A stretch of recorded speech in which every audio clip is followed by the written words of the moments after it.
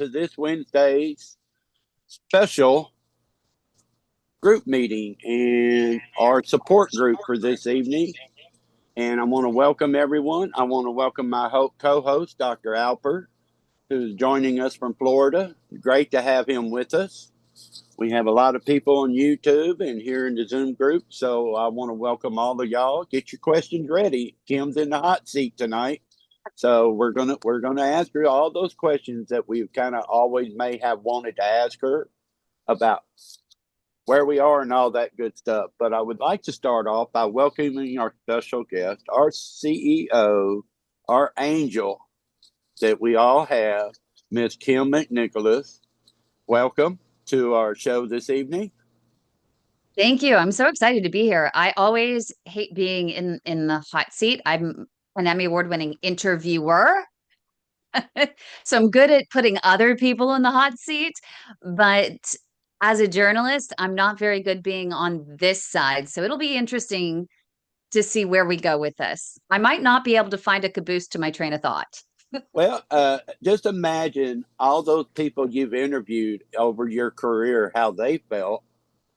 And now you get to be in that seat and trying to figure out all that stuff, what you're supposed to say, what you're not supposed to say, how you come about, and all that good stuff, right? Yeah, where's my PR agent to censor me? Oh, wait. Oh, Well, good. We have my board member, Dr. David Alper, here. No. I'm not wearing that hat tonight. No. So here we are. I think we have a lot of new people in our group, Kim. Yeah. And there's a lot of that out there that maybe they don't know how you started, how the PAD group you got started, and how you came about getting where you are today. So that's a great place to start, where you were and how you got here.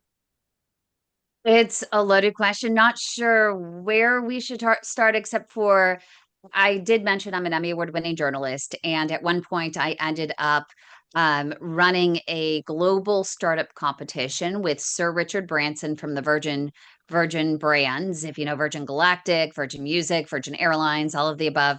I ran a startup competition. He was our anchor judge. And during the process, I vetted more than 5,000 startups across the globe. And I realized that innovation in healthcare was moving at the speed of light. And coincidentally, about the same time that I was ready to move on from there, 3 years in, I met with someone who wanted to sponsor a radio show. And I said, well, if you want to sponsor a technology radio show and you can let me focus a lot on healthcare, then I'll do it. And so we launched a radio show here in the San Francisco Bay Area. And that's when I was able to interview a couple of doctors who told me that innovation in not just healthcare, but cardiovascular care was really moving at the speed of light. And there was a new laser that was getting ready to go into their FDA clearance process. And I happened to know the CEO, asked him if I could travel with them, do a documentary, and cover the entire FDA clearance process from their FDA clearance, all of the cases that they would do with patients, clear up through global commercialization. And that's where I discovered that the first leg of the journey to save a heart, to save a life with these laser devices to open up the arteries was the leg. So, pun intended, I traveled the world, nearly a dozen countries, more than 30 states, watching hundreds of doctors perform thousands of hours of procedures where they treated blocked arteries, whether they opened them up in a minimally invasive way with bypass, with what's called endarterectomy, where they scrape out the plaque, or unfortunately, amputation. Everything that I learned, I was like, gosh, I want to bring this direct the patient. So I joined a couple of Facebook groups, and that led us to where we are now. I discovered that the patients were not informed as to the new innovation and opportunities available for limb salvage. And so that's where the weight of my heart, it was really a movement at the time. People would ask me, why are you doing this? And I said, well, it's really the weight of my heart. And that's where the 501c3 nonprofit came. It was called The Way to My Heart, and we evolved into the Global PAD Association when we were fortunate enough to be asked to be on the American Diabetes Association's website for our Leg Saver hotline. And so there's also a little bit of family history there too, also, isn't there? One of the catalysts for formalizing everything was not just being in the group. It was my dad was on the verge of a heart attack. He was 78 years old and he started experiencing what he thought was indigestion. It was a level 11 in indigestion on a scale of 1 to 10 in pain. And he was really hurting. So we went to urgent care, and the urgent care doctor said, I think it's just indigestion. I am going to give you some Prilosec, go home, take the Prilosec, and get some rest. And I said, actually, he has a history of heart disease. So everything that I've been learning on this journey, I'm like, you know what? Something's really fishy here. I think there's something more. Would you mind doing an ECG?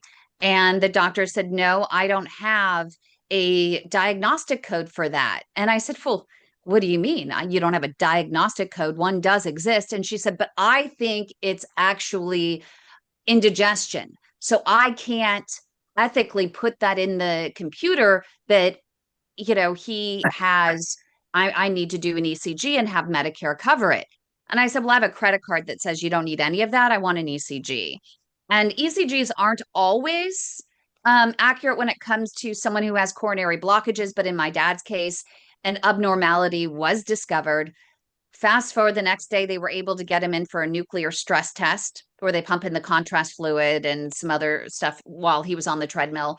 Discovered, yes, we got some blockages going on, and they were going to throw him on the table the next day because they had a cancellation. And my dad was excited. He called me up and he said, hey, I'm going to have a little, roto-rooting done tomorrow. And I said, no, you're not. Who's this doctor? Where are you going to get roto-rooted? Where are these blockages?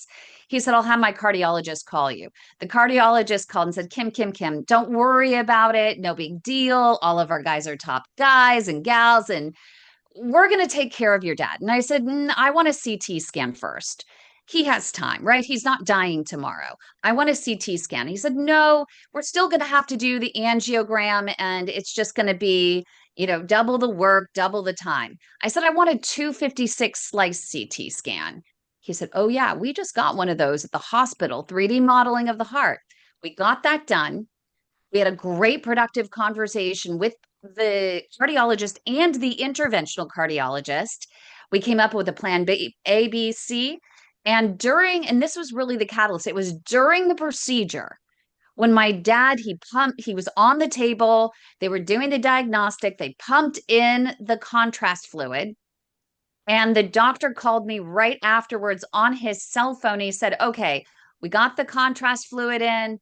I don't think we're going to need to put in 5 stents. What do you think? We don't have to treat this or that or the other thing. Let's just treat minimally. We're just going to treat the circumflex, put him on some medication, get him into a cardiac rehab program, and let's see how he does. And it was in that moment that I was like, oh, wow, I don't know as much about the heart as I do the legs. But this kind of advocacy is definitely needed. And that's really where the weight of my heart ultimately started to get formalized. Now, I can tell, I'll speak for a lot of people in here right now, and probably a lot of people in the group that already know that sounds like Kim McNicholas, 100%, where she steps in. And how many of us have been to doctors and say, can I have Kim on the phone? And they get nervous or whatever. It's like, uh-oh. So, and I was wondering, you were doing sports casting, you were doing all that other stuff. How different is this to that? And did you ever dream of where you would be right now with your broadcasting and how you got here? I look at it now as I think it's full circle. Sir Richard Branson said, to me one time during an interview, he says, A, B, C, D, always be connecting the dots. You have a path, right, along your life, and you can't always see why you are where you are until you go back and you realize, oh my goodness, all of the dots connect. And I think I've really gone full circle because I've always been that type of person that loves caring for people. I was raised service above self. My dad has been a Rotarian for a very, very long time. And so in high school, my passion was actually in medicine. I wanted to be an athletic trainer because I started out as the manager for a wrestling team, taking stats, went on to doing football and basketball and baseball. And I realized that these players didn't have anyone that knew how to administer first aid. So I started taking classes at the American Red Cross. I ended up being under the wing of an athletic trainer who was the athletic trainer for a prison here, a famous prison here. And he would actually be the athletic trainer for the football team at this prison. So I was taken under his wing, learned how to tape ankles and fingers and hands and elbows and all that kind of stuff. And even actually sat in the hospital with a man who ended up having his shoulder dislocated and held his hand the entire time as he was getting it relocated and sprained my hand. He sprained my hand, my first injury in healthcare, as he was getting it put back in. But when I got into college, that's when I discovered broadcasting. But I actually went to college on a scholarship to become an athletic trainer, which I thought I would ultimately become an athletic trainer for the San Francisco 49ers. But putting the microphone in front of me, I was a shy person. I was always picked on. I was always bullied. I even had someone put gum in my hair at my 8th grade graduation because they wanted to see if I would actually speak up. And so when I was in college, my mom walked me into the communications department and said, do something with her. She has to say something. And that's when I discovered the microphone. Because that makes sense simply because especially with what we know you go through every day, answering the phone, dealing with doctor here, doctor there, dealing with us when we're in our best of moods and we're not in our best of moods, and answering the phone 24 hours a day, 7 days a week, 365 days a year. I don't remember the last time you took off or you did anything like that. So, and with the 501c, that's a big, that is, I'm on a couple boards, and that is a big thing to take over and to try and run with all the insanity that we live with, all the rules, all the guidelines, trying to keep everything. And the amazing thing for me right now is, you basically do this alone. You don't have a staff, and it's Kim doing Well, we all have of great it. volunteers. We have great volunteers, great team of volunteers, including yourself. And we have our board members. We have an entire medical advisory board now with 40 different doctors. They're not there all at once, but they have all agreed and volunteered to be on our medical advisory board. So whenever we need them, they're here to answer questions and do whatever we need. But on the day-to-day stuff, there's always help from AI. We do have a producer, Joshua, who helps with all the YouTube videos. And then we have another producer, someone who also helps us with graphics and other videos, educational videos, which is Don in the Philippines. We have one of our fellow warriors, Rebecca, who helps us with design. And she actually helped design our entire first book that came out there, Food for Thought, which is in partnership with Dr. David Danziger, world-renowned diabetes reversal expert who recently agreed to be our chief medical officer, and he volunteers his time. We have Becca, who volunteers her time alongside you for our smoking cessation program. So we do have, and then we have an IT development team that is helping us and maintaining our app for us. So we do have, really good team around us of awesome volunteers and supporters, but we can always use more. So anyone who's watching can get involved. I will certainly put you to work. Uh-oh. Sounds like a challenge out there. And we did add someone else actually to our Lifesaver hotline. You may hear her very soon as well. Her name is Jay. She was recently added to the board of directors. Her mom is a PAD warrior who was on deck for amputation when her daughter found us, and she's been on the front lines advocating for her mom and has done such a great job. And so she's going to be answering the phone lines as well. So you may end up with yet another voice joining us on the hotline when you call. So Kim, it's one of the things that's amazing about you is that you are able to educate yourself in the medical world. And I think if people don't know, you don't have a medical background. You don't have a degree. You just play a doctor on TV. You actually are not one. But you also had the opportunity and you had the personality to be able to kind of break down through the walls a little bit. Most people can't do that. How would you recommend people to educate themselves? They get a diagnosis from a doctor, they get the medical ease, which tends to make people's heads spin. Right.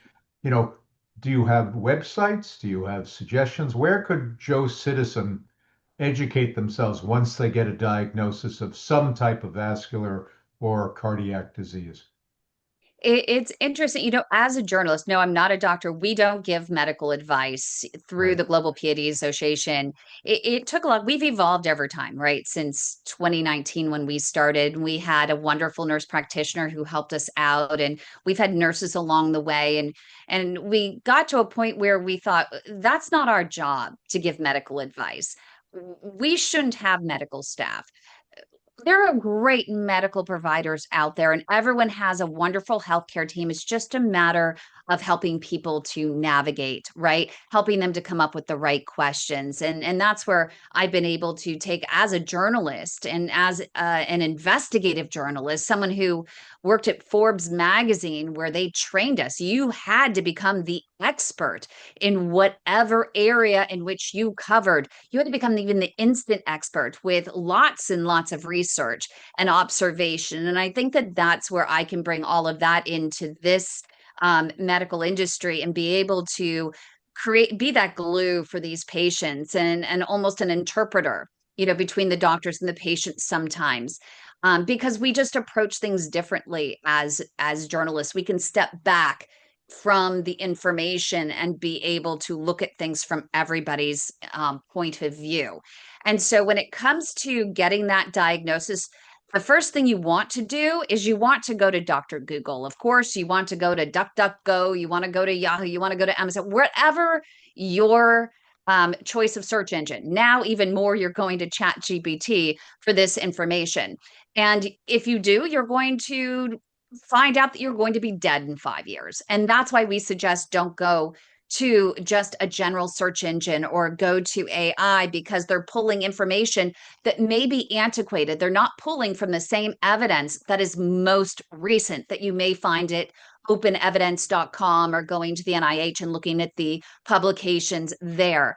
If you can read more in-depth publications to look at the new evidence and what's happening right now with PAD, then you can go to those sites. But if not, you can actually come to us at padhelp.org. And we have a lot of information there that we've really broken down for people. Some even say that it's too much information, that they could spend hours on there. Even more, I think an even better option, which I'm finding that more and more people are turning to, is YouTube. YouTube.com/the The Way to My Heart is our YouTube channel. And we literally are going live anywhere between 5 and 7 days a week with physicians and clinicians, and great information about PAD. And so you can literally search our channel and find information on any aspect of PAD. It's easy to understand. You can zoom through, and we have more in-depth information than you can literally find anywhere out there for patients specifically. And then you can join our PAD support group, padsupportgroup.org, to actually get even more information from great clinician physicians like yourself, Dr. David Alper. We have Dr. Ashish Gupta, Dr. Lorenzo Prutrone from Europe. We have Dr. Phillips. Deepak Sudhira. And we do, yeah. And you can also get information from your peers and share stories. But I think just to think about what he said is, you become the teacher. I cannot begin to tell you how much you have taught all of us in this room, and how you've developed that team where we can share with it. We become a family now, where we can be sharing with each other, talking to each other, and helping each other, and supporting each other. And I always like to go to kim.com, because that's where I get the real answers. And you can call the Leg Saver hotline. I had feared for a while that with Chat GPT and AI and everyone really moving in that direction, that who would want to call the Leg Saver hotline and talk to a human? You want the information quick. Chat GPT is able to personalize things. But what I discovered that the other day on the Lifesaver hotline, this gentleman called and he said, "Are you a human?" And I said, "What if I said no?" He said, "I probably would hang up because I actually really want to talk to a human. I'm sick, I'm vulnerable, and I need to talk to another person and get personal answers." And I was like, wow, you just answered the question for me. You literally just answered the question. And it was in that moment that I discovered it's not an either or. If someone is not feeling good, you don't want to sit there and go back and forth with search and with a robot, because you're only the information you get is only going to be as good as what they can research. You're not going to get the real life stories and the real experience from the front lines and things that are today. I can bring you from what I learned today, a conversation that I had with Dr. David Alper today about a brand new, amazing wound care antibiotic, whatever it is, that just got FDA clearance today, right? You can't get that out there, but you call the Lifesaver hotline, we're going to have that information for you. Yeah, because I've answered the phone many a time, and it is amazing when you talk to somebody when they're in that experience. Because I can remember calling it the first time also. Bruce, who actually was the one, he's on, he says, yes, that was me. So he's on our watching online, and he admitted that was him. It was him. That's the impact that the group has created out there, Yeah. and how much more is happening every day from when it started to where it is today. Did you think about that? And what do you expect for the next year and the next year and where we're going from here? Gosh, that's a loaded question. So we are expanding our doctor finder. We actually have a meeting right after this with our entire medical advisory board. Really excited that Dr. Aaron Armstrong, interventional cardiologist out of Colorado, has agreed to be the new chairman of our medical advisory board. And just as of an hour ago, Dr. David Dexter from Sotera Health, which is the largest healthcare system across the Eastern Seaboard throughout Virginia, he has offered to be vice chair. And we have so many other doctors that are working with us on creating an expanded doctor finder for patients.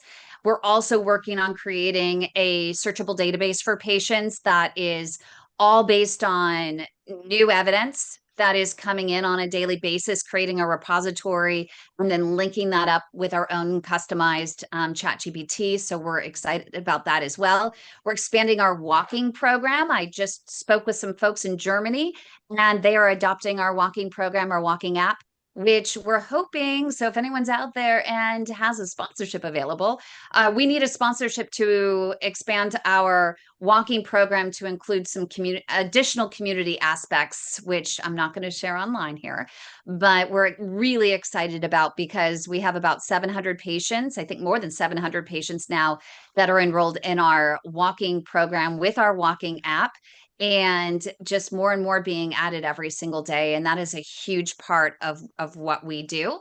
And then beyond that, we're also writing a book. And so that is going to be on its way as well. And if any pad warriors want to share their story in there and want to continue to help us with that, maybe adding some designs, helping with formatting, would love some volunteers.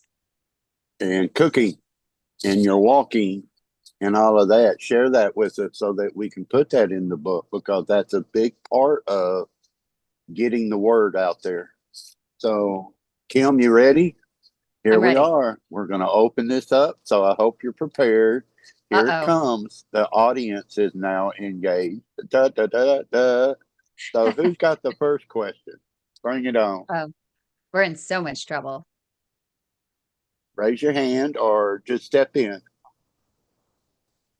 I forgot to tell you all about the, we do have our diet program. We just expanded, excited about that. And then we also have our smoking cessation program, which I was mentioning that on a weekly basis. And we're looking to create an entire program that we can scale, because with PAD, as you know, smoking cessation is important, but that addiction is really tough. It's very tough to quit. And so Yes, we want ma'am. to personalize It it for is. people with PAD. It is. All right, Mike, bring it. There you go. Right, just a little one. How do you, because you're on this quite a lot, I mean, a lot of your life is taken up by a PAD group. How do you balance your personal life with your PAD life and your work life? I carry this with me everywhere I go. That's It's probably why I'm single at age 50. My goal is to end up, finding someone that ultimately aligns with my purpose and we can share in this purpose together. I think that that would be double trouble and it would be absolutely incredible because I literally, I am so happy. I'm so fulfilled. I love being a part and in each of every one of your lives. I love that you trust me. I've loved that we all become family, all 12,000, ad warriors across the globe that are in our networks. I absolutely love being a part of it. People who are in my life absolutely know that if, for example, my dad and I were out seeing the musical Oklahoma, and it was 7:30 at night Pacific time, and we ended up with a call on the Leg Saver hotline that I think, Douglas, you ended up forwarding to me because someone had a toe on deck for amputation on a Saturday night, middle of the night. Of course, Dr. David Alper got a little piece of this fun at 7:30, 8:30, 9:30, 10:30 at night, and I'm like, Dr. Alper, help! We got this patient here, and they want to cut off his toe literally at midnight.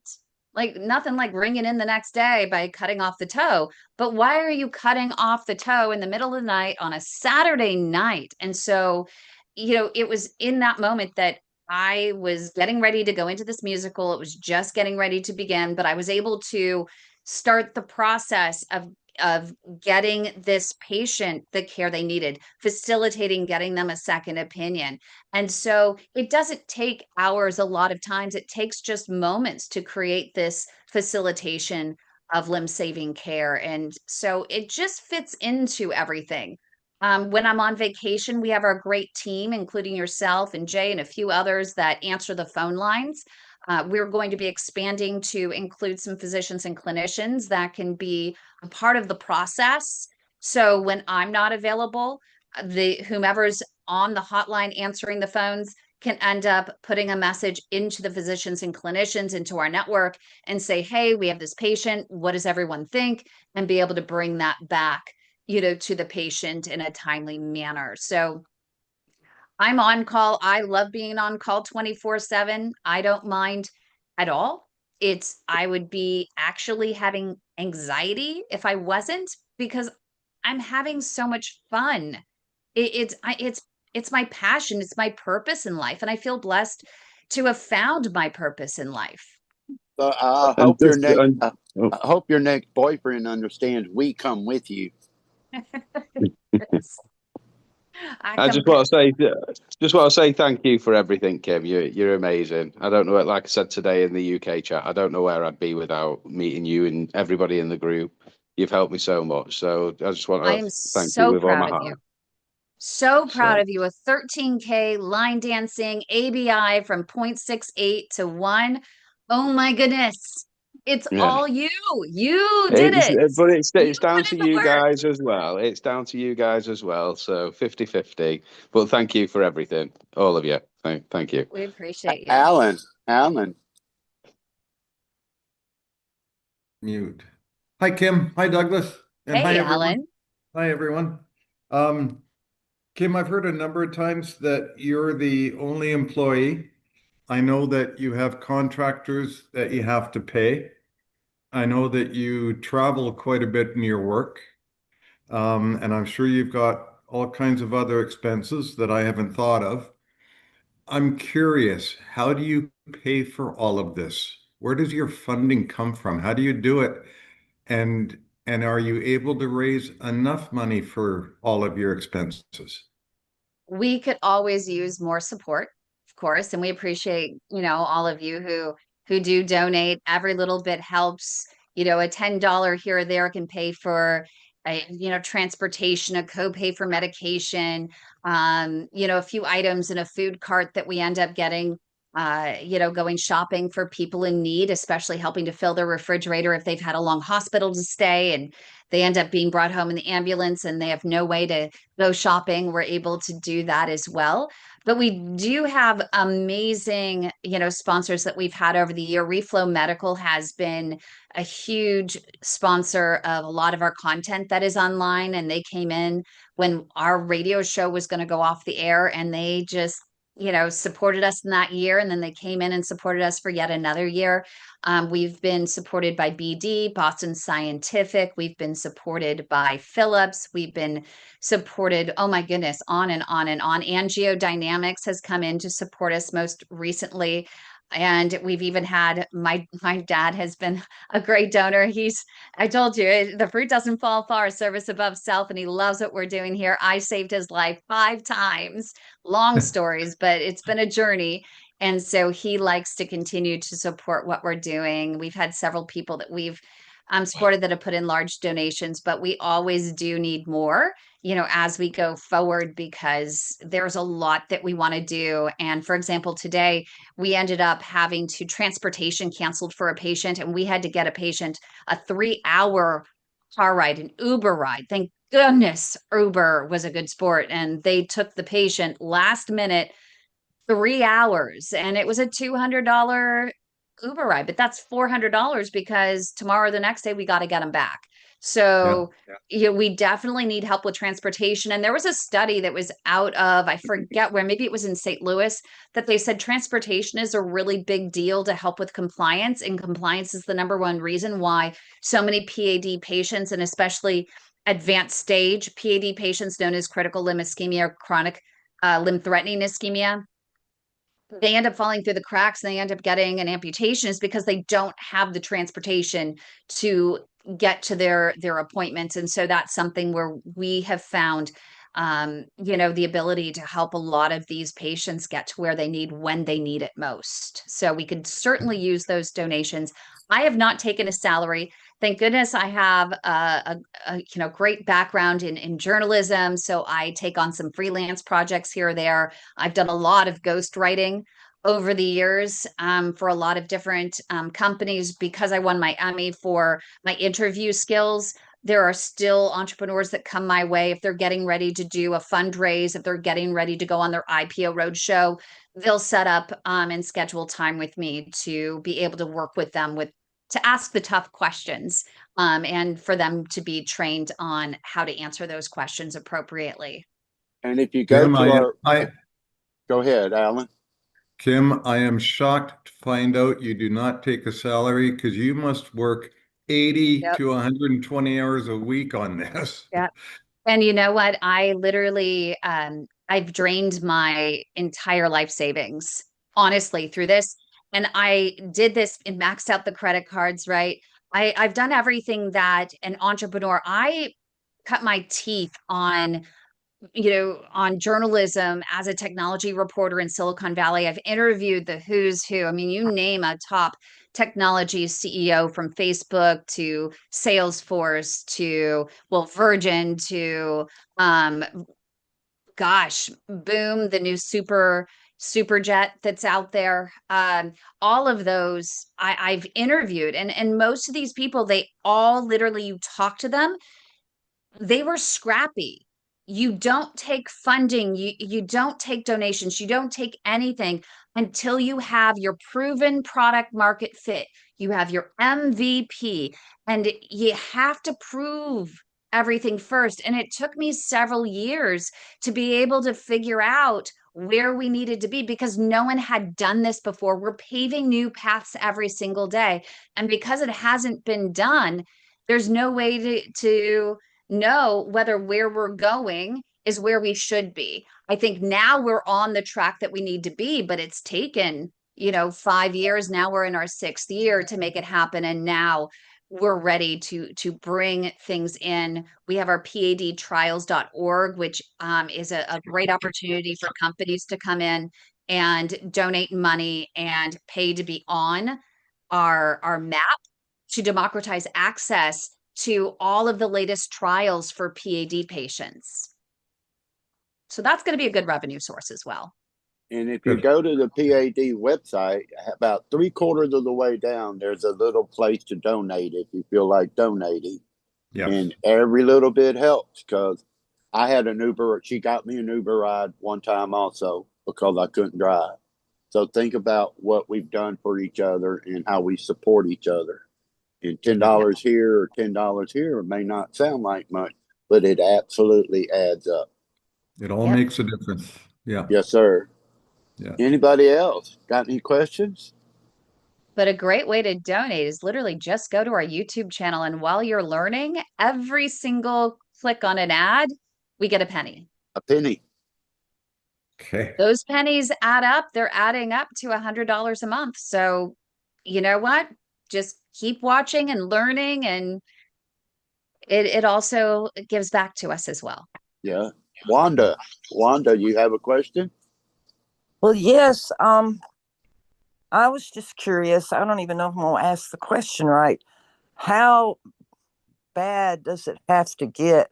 Okay, say you need to go to the ER in the United States. Mhm. That's not a good idea. But like in 2016, I had a blue toe. I didn't know what that was, and I went to a podiatrist. Okay, I found out what it was, but I've been educated since I've been on this group. So say I wake up on a Sunday morning, the toe's turning blue. What do I do? Is that a right question for this show?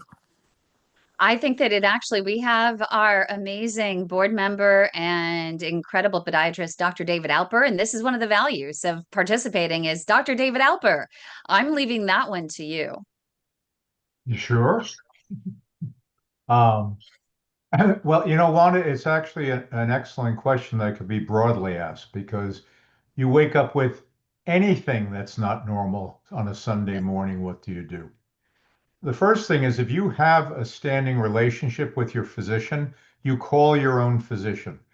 Every physician has 24-hour access, usually through an answering service, and will respond to an emergency, especially with a patient that has a relationship. So I did it, my colleagues do it. And by the way, it's one of the reasons why it's so important to establish a relationship with physicians before you need them. Anybody, this is kind of a commercial on the side, but anybody who's diagnosed with PAD should absolutely have a podiatrist as part of their medical team. And they should meet you before you have a problem, so they have a baseline. They know who you are. They know a little bit about you, and you know them. And that way, if you need them, you can call them. Now, you wake up Sunday morning, your toes are blue, and you've never met with a podiatrist in your life. Emergency rooms are the answer. And I totally understand your point. Emergency rooms are really not the best place to take things like that, because what you get there are incredibly dedicated physicians who have a general, broad view of medicine. They kind of are jack of all trades, expert of none. So they know a little bit about this, they know a little bit about that. They can certainly stabilize people if, God forbid, you have a cardiac issue, you have a breathing issue, etc. But when you bring them something that's like a vascular thing, that's not really in their wheelhouse. And most times they will believe that that can wait until Monday or Tuesday, which of course you don't want to do. So when you go into the emergency room, this is when you really need to put your big boy pants on and advocate for yourself. And you need to say, I need to see the vascular surgeon on call, because there always is, or the podiatrist on call. And you push to make sure that the nurse or the primary physician that's there makes that call to get that physician on call for you, so that you do get an expert set of eyes on it. It is not insulting. And that's something that the whole group needs to understand. It should never be insulting for you to question a doctor. We don't know everything. And even in my field, I don't know everything. And so getting second opinions, getting opinions from experts is part of medicine. And all too often patients are like, well, I don't want to insult the doctor. Well, you don't want to insult the doctor, and then your toe winds up in a bag. You Right. need to be able to advocate for yourself and obviously do it politely, do it, Yes. appropriately. But if you need to go into the emergency room, you get seen by the nurse and you say, I need this vascular doctor or I need the podiatrist on call. Would you please get them on the phone and let me or you report what is in front of you and let the physician take on your case. But again, your first call should be, if you have a relationship with a doctor, is to that doctor, even on Sunday, even at 2 in the morning. And I They don't think, like when you fall through the crack. They really don't like when you fall through the crack and go to the Yeah. emergency room without their knowledge, because Well, they they have don't a hear it. stake. The bottom line They is never hear. we No, don't know when you're in the emergency room. no. I cannot tell you how many times patients came to my office as well, Dr. Alper, it was Wednesday. I figured you were playing golf, so I went to the emergency room. But they probably sent you the report. Well, that's the wrong statement. Because let me tell you, we doctors never get reports from emergency rooms. If we ask for them, we get them. But if we don't know you're there, how do we know to ask? So Right. and that, do and not assume that that happens because you're in there. that's Right. another great thing about Kim in her report and her dealing with our doctors every day. There are I know 100 stories right now of Kim calling doctors, and they have that rapport with each other, and she's able to get things done that sometimes we have trouble getting done, but she's able. I remember a doctor was on vacation in Africa. She called him. He stopped everything he was doing, called back here, and got things taken care of for the patient. So she had developed that great rapport with the doctors, and I think that is all to the benefit of what we do, isn't it? We've But had you need your patients that have rapport literally, as well, too. The doctor needs to know what type of patient you are. yeah. Are you one that advocates for yourself? Are you one that cares for yourself? You know, we're all human beings, doctors, and we have good and not so good relationships with patients. If I got a call from Mrs. Jones and I knew Mrs. Jones is someone that is really good caring for her feet and she's calling me in an emergency, I know it's an emergency, as opposed to Mr. Smith, who likes to cry wolf a lot. And it doesn't mean I won't take the call, but it's a very different approach. The more the physician knows you, the person, the better the physician can treat you. And if you Teamwork. call the hotline, we've even had patients that have been waiting for an ambulance that call us and say, hey, I'm on my way. Which hospital are you going to? I'm going to this hospital. And we're able to get a hold of their doctor. We're able to call ahead to the hospital, let them know that you're on your way. We've been able to send the hospitalist or whomever the emergency room doctor is, your doctor or their doctor's information, especially when it's come to a procedure called DVA, deep vein arterialization. That's a pretty big deal because a lot of doctors don't know what it is. And so if they don't, they're going to see the foot, they're going to see it's angry and want to cut it off. So it's important for us to get involved and get ER doctor in touch with your doctor that knows your situation best so that they can facilitate the best care. But that's what we're here for. We're here to help every single step of the way. Yeah. So I know we're on a hard out for this evening. So is there, with where you were, where you are, and where you are today, is there anything you'd like to say to us or share with us about your hopes and your dreams of where you want to go with this and how much an impact you think it will create and you are creating with our help and all of us together? I want to save everybody. My dream is to make sure that everybody is facilitated to life and limb saving care, the most advanced available. We're not able to save every single person. It just can't happen. Different people, different situations, different, especially geography, different stages of disease. And unfortunately, with a lot of patients, they may become asymptomatic.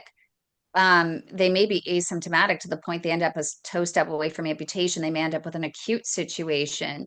And that's really tough. But for the most part, I want to end all unnecessary amputations. I want to empower people to be the best partners in their care, because this is that one disease. There is no cure, but you can stall progression. You can delay progression. It is up to you. You have the power.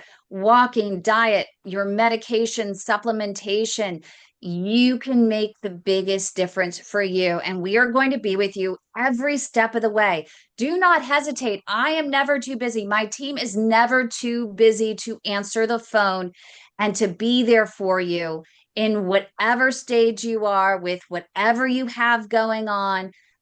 Do not hesitate to call our hotline, because we're here for you. We are your friends in health.